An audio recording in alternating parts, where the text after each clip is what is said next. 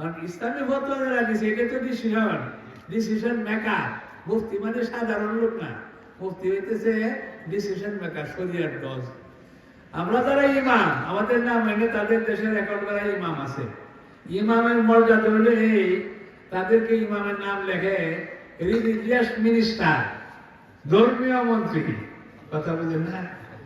ওই আমেরিকার ভিতরে সবচাইতে প্রথম শ্রেণীর নাগরিক যারা সম্মানী সবচাইতে বেশি, তারা হলো ধর্মীয় নেতা যারা। এই জন্য তারা দেশে তারা গির্জা চালায়, সিনেগাগ চালায়, ধর্মীয় কাজগুলো যারা চলে, ধর্মের সম্মান আছে। এই জন্য প্রথম শ্রেণীর নাগরিক হইল ধর্মীয় নেতা যারা। ওই সুবাদে আমরাও ওই সম্মানটা পাওয়া যায়।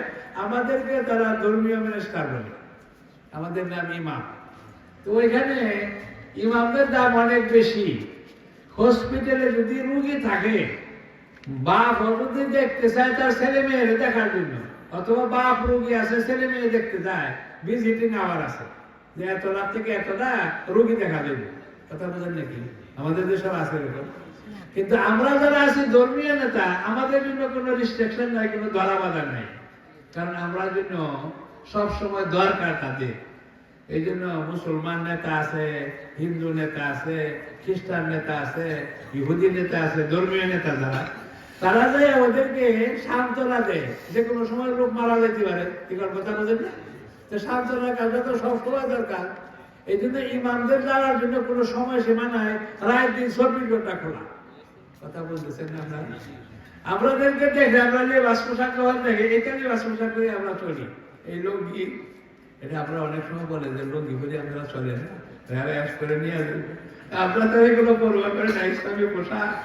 এই সারা দেশে এইভাবে আমরা চলি। মন্ত্রী মিনিস্টারের লোকে সবার সাথে মিটিং হয়, এই লেবাস পোশাক করে যায়। তো ওইখানে যাওয়ার পরে আমরা তাদের কাছে কিছু সান্ত্বনামূলক কথাবার্তা বলতে পারি। এই জন্য জেলখানার দরওয়াজা খোলা, হসপিটালের দরওয়াজা খোলা।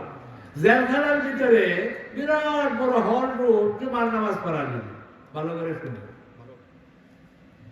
হল রুম যেটা আছে 300 থেকে 350 লোক জুমার নামাজ পড়তে পারে।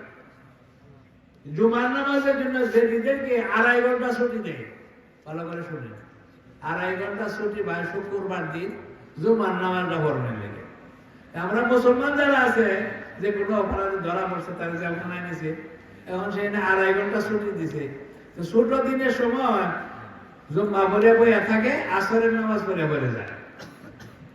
2.5 ঘন্টা তো অনেক সময়, আসর জুম্মা পড়ার মধ্যে আসরের রক্ত হয়ে যায়। এবং তাদের জেলখানায় কোরআনের তাফসীর হয়।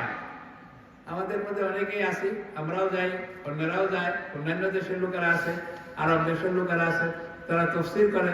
তারা অনুমতি নিতে হয় যে আমি সপ্তাহে একদিন আমাদের দেশীয় লোক যারা, আমরা মুসলমান যারা, তাদেরকে সৎ উপদেশ শোনাইব। এটা তো ভালো কথা, খারাপ মানুষ ভালো হয়ে যায়। তো এই জন্য তাফসীরের অনুমতি আছে।